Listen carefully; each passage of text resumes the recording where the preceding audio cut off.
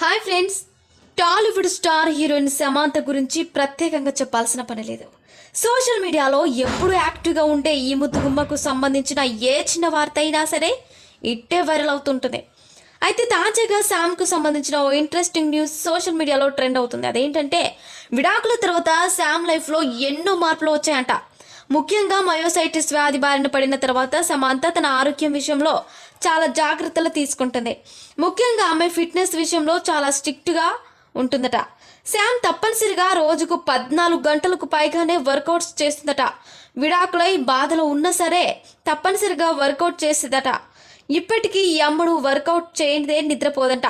ప్రస్తుతం ఇదే news social మీడియాను షేక్ చేస్తుంది. ఇక సమాంత నాగచైతన్యను ప్రేమించి పెళ్లి చేసుకొని మనస్పర్ధల కారణంగా విడాకులు తీసుకొని విడిపోయిన విషయం అందరికీ తెలిసిందే. తర్వాత శామ్ మయోసైటిస్ వ్యాధి బారిన పడి చాలా సమస్యలను ఎదుర్కొంది.